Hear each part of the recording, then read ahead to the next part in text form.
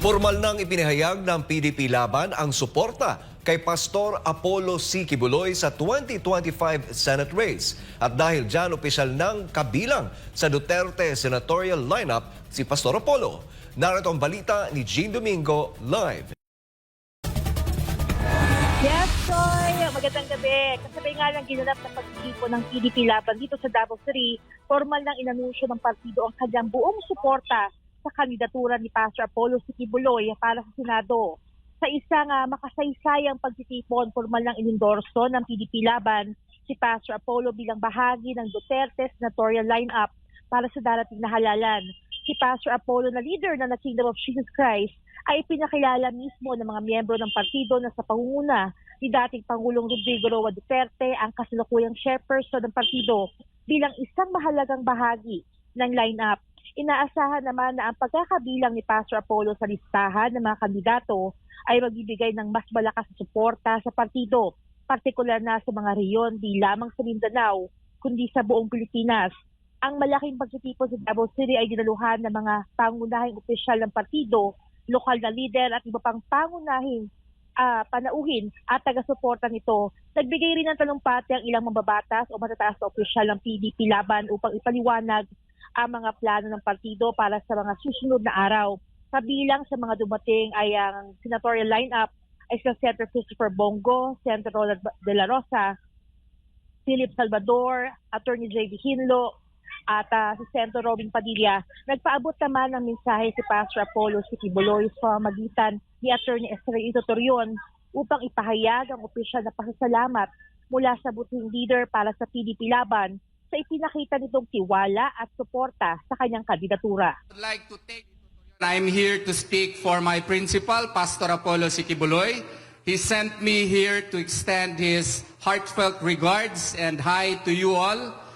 Nandun po siya ngayon sa ospital kasi medyo may sakit siya dahil po dito sa political harassment na sinasuffer niya ngayon. But he is okay, tatag lang, lumalaban po siya para sa ating bayan. My first message this morning for him is a message of thanks and gratitude. I would like to express, in behalf of Pastor Apollo C. Kibuloy, his heartfelt thanks to the Executive Committee of the PDP Laban. Thank you very much for formally adopting our principal, Pastor Apollo C. Kibuloy. His members, loyal members, 7 million, all of them are very thankful to all of you for now formally adopting him as his principal, as an official candidate of PDP Laban. Ipinahayag din ng kanyang kinatawan na magiging matatag ang panindigan ni Pastor Apollo sa mga pangunahing advokasya na kanyang isinusulong sa Senado, kabilang ang zero corruption o pagtatatag na mas mahigpit na polisiya laban sa katawalian sa gobyerno, ang Truth Commission o paglikha ng isang ahensya na mag-iimbestiga sa mga issue ng mali impormasyon at propaganda, at gayon din ang pagpapalakas ng seguridad at suporta sa mga ahensyang kumalaban sa mga rebelding grupo. Freedom. And look at his achievements as a private person. As a private person, he founded KOJC, he founded SMNI, he founded the once humble JMC and still humble now, but by the grace of Allah subhanahu wa ta'ala, he has taken these organizations to greater heights. Without any buds of corruption, without any hint of any irregularities whatsoever. So if you bring this man to the Senate with his intelligence and his love for the country, I do believe that this country will move forward, not only because of himself, but because of his advocacies and because of his love for our country.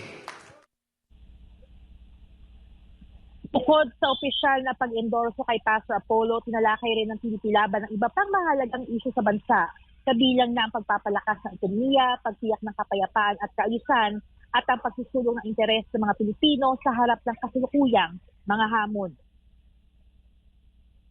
Speaking of Pastor Kibuloy, kaibigan ko yan. In fact, yung mga anak ko, scholar niya sa Tamayong kasi yung nandoon yung mga pamilya ko. Sa amin naman, dito sa Davao, hindi na natin hindrances kung anong sikta ka. Pinag-isa tayo ng ating dating mayor at dating former president na pinag-isa tayo na walang anuhan sa religion. Walang discrimination, pari-pari tayong mga Pilipino, kung ano ang isusulong ng bawat religion ay lahat naman yung para sa kapayapaan. So anong sabi niyo sir na si Pastor ko kasama na natin? Yes, napakagandang pagkakataon kasi si Pastor sinusulong din namin ng mga Muslim dahil po sa ang kanyang advokasya ay kapareho ng advokasya ni President Duterte na siyang minahal ng mga Muslim. Ganun din ang mga Lumads. Suportado po natin. Yes, full support inshallah yung lahat na Muslim, full support kay Pastor. Kasi alam naman namin na pag yung mga ganyan na tao, mga pastor is kasama na din yan sa mga kuwan ng Islam na sila ang ating ibubuto dahil sila ay nasa tuwid na landas. His quality of performance as the leader of his own aggregation. I don't think you will, I call it, hindi kayo, may Tagalog yan. May English din. You will not regret. Sa Tagalog pa yan, hindi kayo magsisisi. Because once he sit in the Senate, definitely with his track record, he will articulate not only for Davao City, but for the whole country, even for the whole world. Because the kingdom of Jesus Christ is global.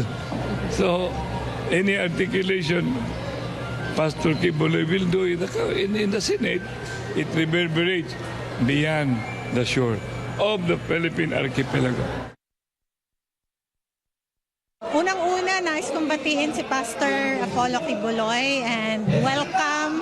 You are one of the adopted candidates of PDP Laban at napakalaki ng maitutulong ni Pastor Apollo Kibuloy sa team ng PDP Laban because PDP Laban represents good governance, clean integrity para sa pagsisilbi sa bayan at lalong-lalo na yung kanyang anti-corruption campaign which we have witnessed sa kanyang pamamahala sa Kingdom of Jesus Christ, no? At ito ay isang napakahalagang ambag ni Pastor Kibuloy. More than anything else is yung kanyang sinseridad at ang kanyang pagiging totoong paninilbihan, tapat at saka malinis na paninilbihan. And this is what PDP Laban needs.